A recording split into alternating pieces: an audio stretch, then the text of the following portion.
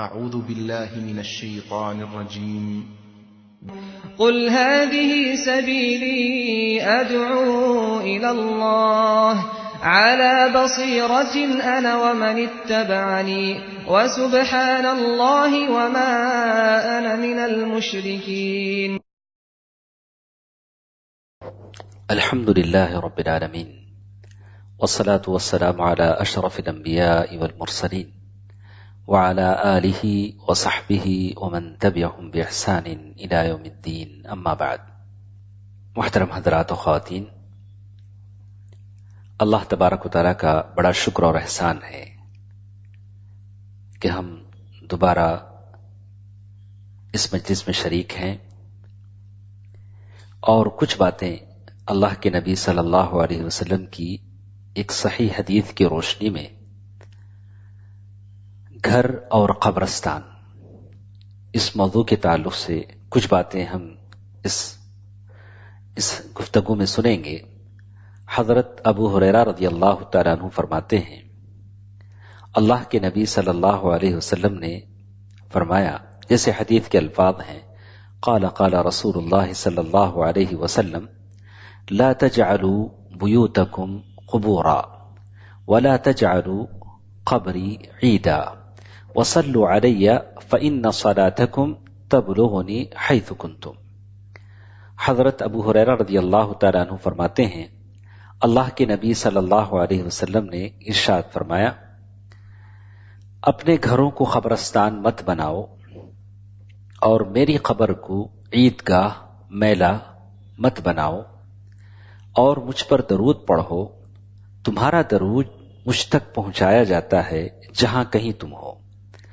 یہ روایت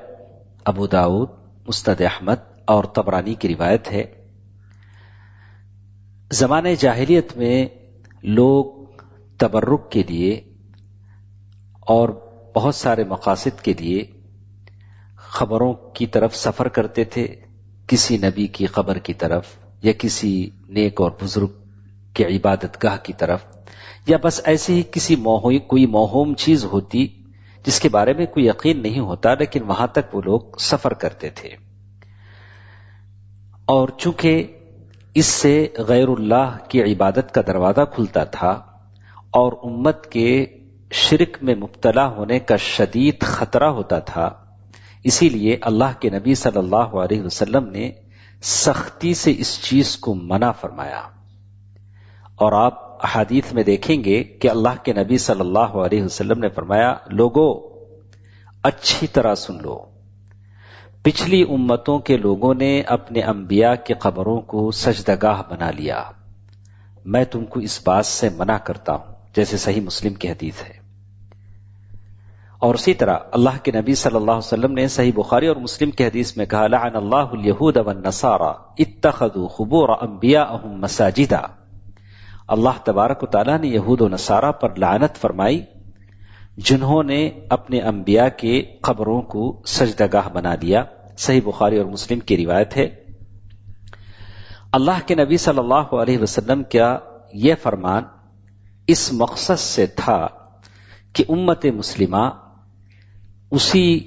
غلطی کا ارتکاب نہ کرے، اسی شرک میں مبتلا نہ ہو جس سے پچھلی امتیں یہود و نصارہ اللہ تبارک و تعالیٰ کی لعنت کی مستحق ٹھہری اور انہوں نے اپنے انبیاء کے قبروں کو سجدگاہ بنا دیا. اسی لیے آپ دیکھیں گے کہ اللہ کے نبی صلی اللہ علیہ وسلم خود اللہ کے نبی صلی اللہ علیہ وسلم اور اس امت کے دو افضل ترین ولیوں کی خبریں ایک بند کمرے میں بنائی گئیں. ان کو عام مسلمانوں کی طرح کھلے میدان میں دفن نہیں کیا گیا. ام المؤمنین حضرت عائشہ رضی اللہ تعالی عنہا فرماتی ہیں، صحیح بخاری کی روایت ہے، اگر اس بات کا خطرہ نہ ہوتا کہ اللہ کے نبی صلی اللہ علیہ وسلم کے قبر کو عبادت گاہ بنا لیا جائے تو اللہ کے نبی صلی اللہ علیہ وسلم کی قبر عام کھلے میدان میں ہوتی. عام جگہ کھلے میدان میں اللہ کے نبی صلی اللہ علیہ وسلم کو دفن کیا جاتا. قبروں کو عبادت گاہ بنا لینے کی ایک شکل یہ بھی ہے کہ جمعہ جیسے جمعہ ہوتا ہے، ہفتہ، عید یا حج کی طرح ان قبروں کی طرف رخت سفر باندھا جائے تبرک کے لیے، سال میں ایک مرتبہ، ہفتے میں ایک مرتبہ یا مہینے میں ایک مرتبہ اس کی طرف سفر کیا جائے، یا یہ ہو کہ اس کے سفر کی نظر مانی جائے اور نام نہاد ولیوں اور نیک لوگوں کی قبروں کو جو مزار کے نام سے موسوم کیے گئے ہیں ان کے قبروں کی طرف زیارت کی جائے اور ان کے قبروں پر عرس اور میلہ لگایا جائے اور ان کے قبروں پر کتبے تختیاں لگائی جائیں اور ان پر لکھا جائے اور ان کی خبریں پختہ بنائی جائے اور ان کے قبروں پر روشنی ہو، جیسے کچھ آج ہم زمانے میں دیکھ رہے ہیں۔ ہمارا مشاہدہ ہے کہ قبرستان جہاں قبریں ہوتی ہیں، پختہ خبریں بنائی جاتی ہیں، ان خبروں پر چلہ کشی ہوتی ہے،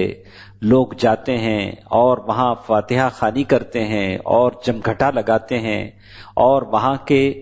جو اصحاب علم جسے ہم کہتے ہیں اور وہ لوگ جماعت لے کر وہاں جاتے ہیں، ہر کوئی اپنے عزیز اور رشتہ دار کی خبر پر ان کو بلاتا ہے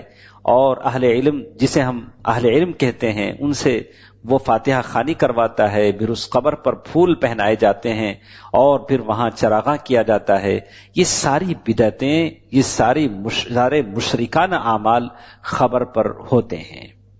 تو انشاءاللہ اس کی کچھ باتیں ہمارے اگلے حلقے میں ہم آپ کے ساتھ رکھیں گے اور اسی موضوع پر ہوگا کہ قبر اور مسجد کی کیا الگ الگ حیثیتیں ہیں۔ انشاءاللہ اگلے گفتگو میں یہ بات ہم آپ کے سامنے رکھیں گے۔ السلام علیکم ورحمۃ اللہ وبرکاتہ۔